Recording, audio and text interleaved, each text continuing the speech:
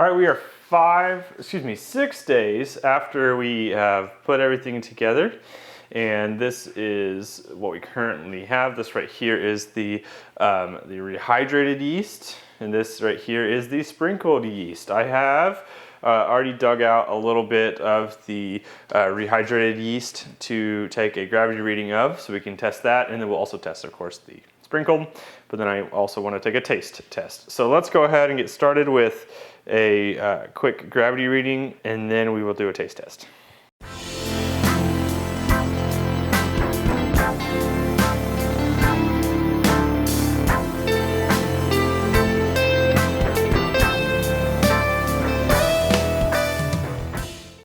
The gravity reading of the rehydrated yeast version shows that we are currently at, we have not leveled out, we are at 1.010.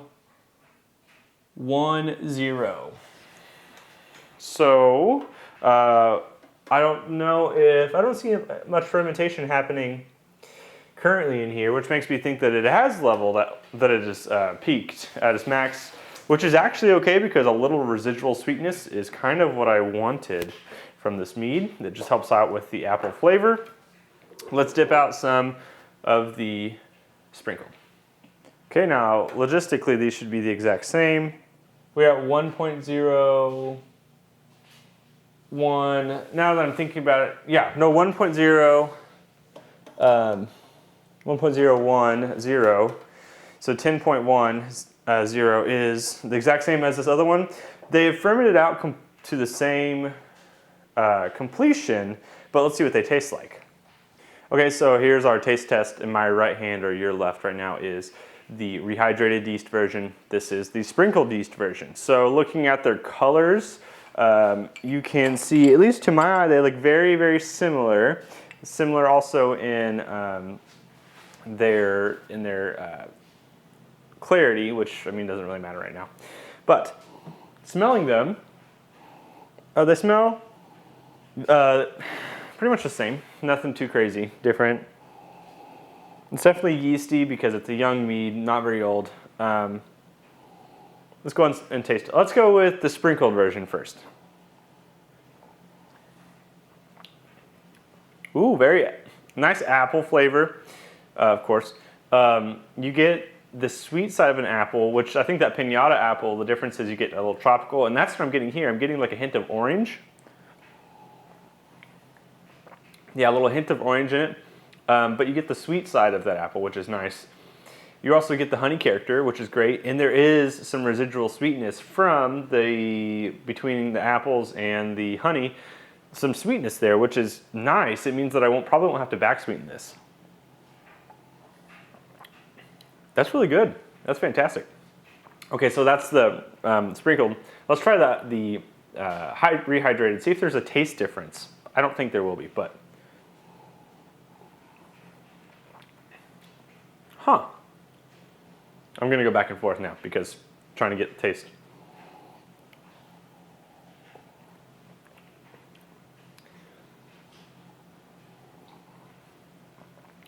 I don't know if it's true, if it's just my mouth playing tricks on me, but this feels like it has a little more harsh character to it. Like the apple character is there, but it's a little bit more bitter.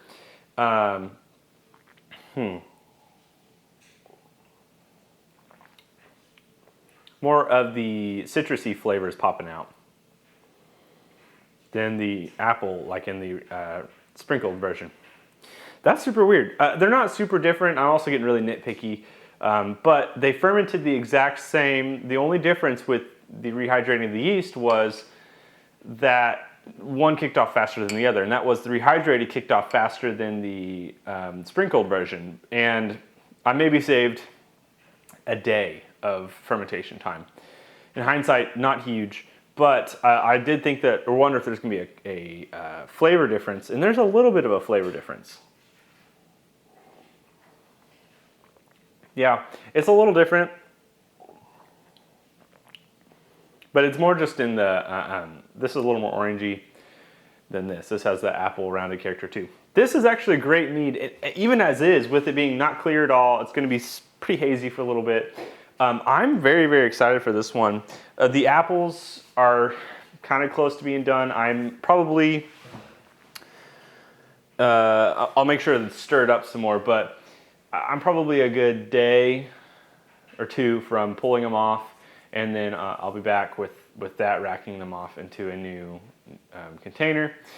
But the overall test was, does rehydrating your yeast matter? It does for timing, I think. I think there's also the fact that I could have added more, like when rehydrating, nutrients into it. It might have kicked it off even faster. That could be another test in the future. We'll find out. But just the general question, does rehydrating your yeast make a difference? In a sense, yes, to speed up the process. Is it drastic? No, nothing huge. All right, so now it has been a couple more days, and the apples, as you can see, and both of them are pretty. They're pretty well finished, and I would say that they've been fermented on well. We're going to take and test them. Here are my 2 glasses I'll test from, and then I'm going to use this pump right here. This is basically a auto siphon method. This pump is electric powered, but it will do the siphoning for me. It's just kind of a lazy route, but at the same time it's really nice. It's connected to a racking cane, and so this goes into the bucket like so, and hooks to the side, and then of course racks it all in. So let's get a taste test just to see how these are. Okay, quick test. The one on my left, this is my rehydrated, and then my right is my sprinkled. So here's the rehydrated. Definitely very strong. You get a little peel character now from the apple.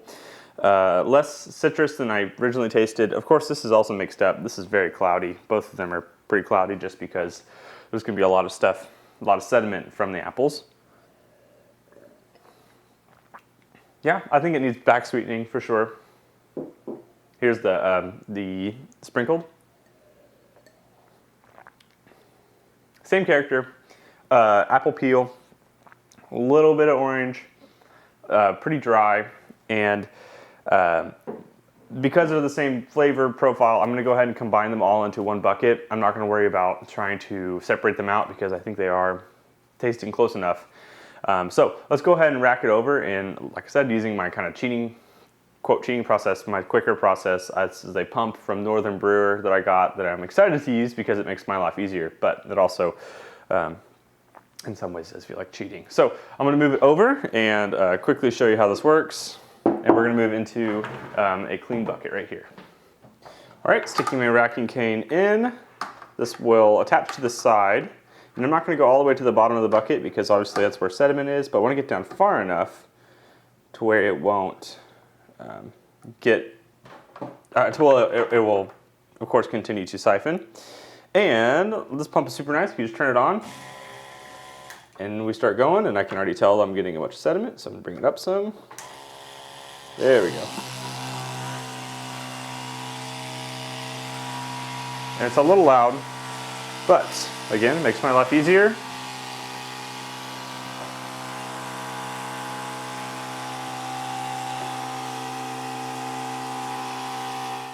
All right, here's what I've done. I moved everything out of both buckets, and so this is what the other bucket looked like. The apples are, of course, at the bottom. There's some mead at the bottom that is covered by dead yeast and whatnot. This was the bucket that was fermenting. I was fermenting in previously. I cleaned it out, and then I moved everything over.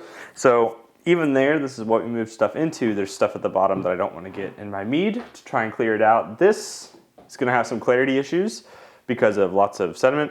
So I'll cold crash it to try and drop a lot of those things. Really, my next step is to go ahead and take and cold crash this. This is a 6.5 gallon fermenter. I would say I have probably 4 3/4 gallon, maybe a little less than 5 gallons in here, which is still a fair amount of mead. I'll lose some more to sediment because, again, lots of sediment in this with apples.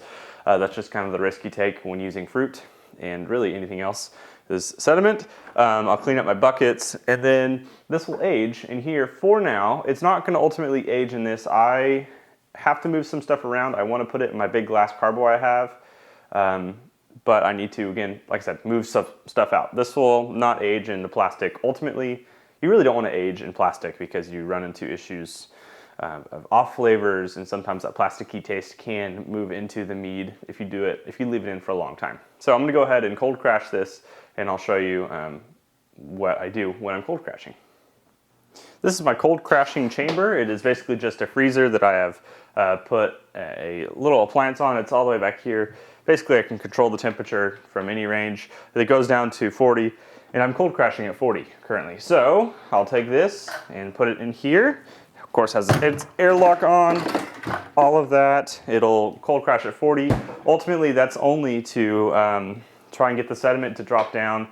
In my experience, cold crashing doesn't always work for stopping fermentation completely and killing yeast, so I'll probably have to actually stabilize with potassium sorbate and metabisulfite, and I'll get more into that in the next clip.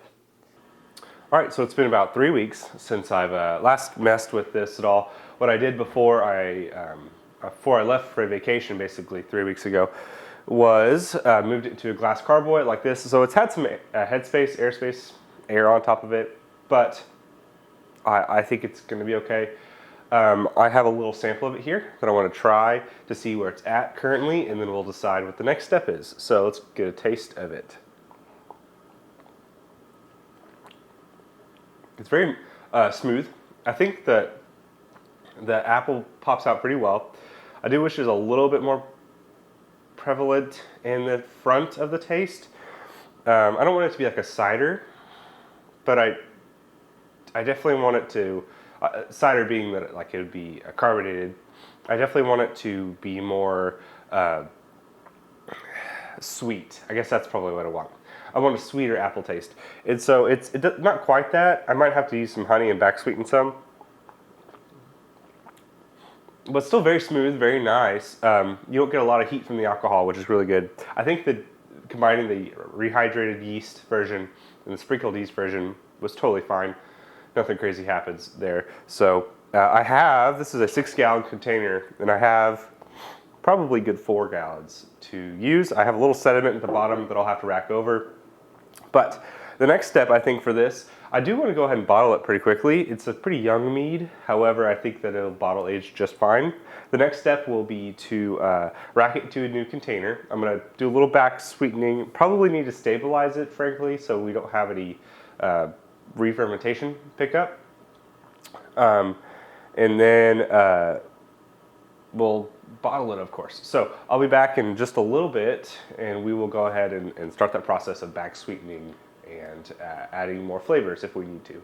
Okay, so our apple mead that's been sitting, our rehydrated versus not rehydrated test is ready to go to this next step, which it had the apples on it, has the apple flavor pretty well imparted into it. Next, I want to go ahead and put my cinnamon sticks in, because I like my apple cinnamon recipe. I don't know if I mentioned at the beginning, I've mentioned cinnamon. I know I mentioned apples, but I really like cinnamon, especially the cinnamon flavoring in this specific mead. Our recipe is pretty good for it. So I'm going to put, for this 3-gallon batch, I'm going to put 2 cinnamon sticks in, and I don't know how long, probably a couple weeks. Leave them in for a couple weeks, we'll see. We're going to put these in. I'm just going to throw them right in. And then, I'm really not worried about bacteria as much, because cinnamon sticks don't have as much bacteria, / there is a lot of alcohol content to fight any bad bacteria. I'm going to put 1 more cinnamon stick into this single gallon, because these are both the same thing. I just didn't have enough space in one specific container for this. Now, the other thing I want to do, and I know I didn't mention this in the previous video, and that is I want to put this oak original infusion spiral. It's a sugar maple oak spiral that I got, and I kind of won in when I was in Minneapolis. And so I want to put this in here. It is gauged for about 3 gallons of mead, which is perfect for this one. So I'll have a sugar maple oaked mead, which I think will add a lot of flavor to it, add some tannins, give it some more body. And then I'll just have one that is just kind of straight up, nothing crazy about it. So I'm going to go ahead and cut this and put it in real fast. Okay, so I learned instantly as I tried to put it in there that the carboy top was not big enough for this. This is too wide. So I moved it into this bucket. This says on the actual packaging for this 6 weeks for full flavor extraction. And I bet it'll be 6 weeks. My problem is I don't like leaving air on top of a mead like this for that long. I'm going to taste it along the way. It might not go for 6 weeks because I'm a little afraid of oxygenation from just sitting like this. But we'll find out. We'll see if the flavor imparts pretty quickly. I don't know. The thing I also realized too is that the yeast are going to pick up on the sugars from the cinnamon sticks. So there's going to be a little more fermentation, some slight fermentation.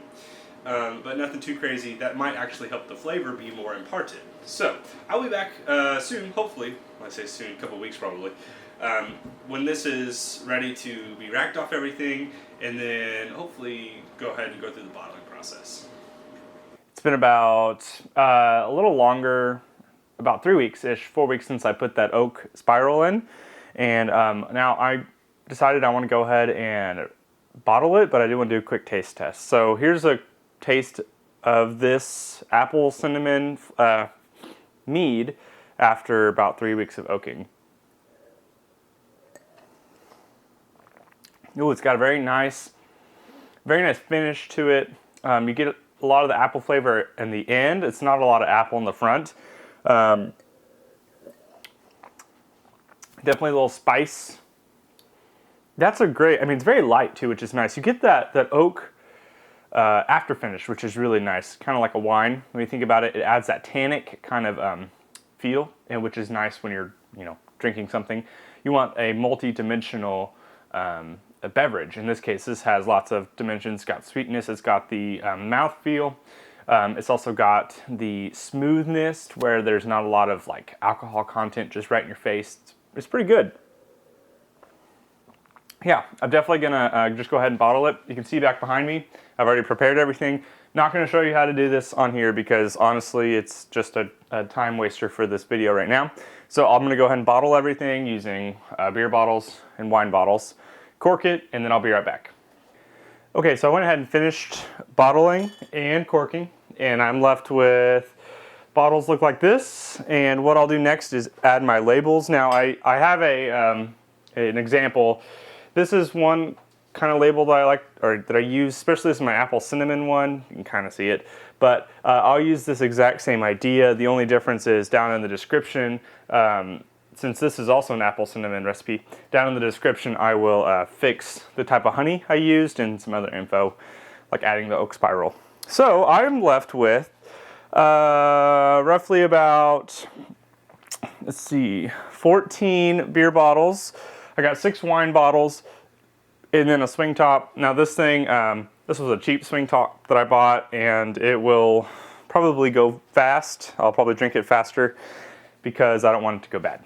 The rest of them should be fine to sit for a while, and I think that'll help. I think age will help with this one as well. I didn't want it setting in the bucket for too long because I didn't have a carboy, and if you remember, I couldn't put the little oak spiral into a glass carboy because it's too wide. So rather than age for a long time with air on top, I'd rather just bottle age, do that. So I'm excited for this one to see how it turns out in the end. The beginning test was, does rehydrating yeast make a difference? And my conclusion was, it makes a difference in that, like, timing. So let's say that if you, what I found was, if you rehydrate, your yeast pick up faster. So there was probably like a 12-hour fermentation time difference, meaning it picked up faster. Whereas if you, the one that I didn't rehydrate and I just sprinkled the yeast on top, it was about 12 hours slower to really get started. However, in the end, they tasted virtually the exact same. So I don't really see too big a difference if you have extra time. So that's my opinion.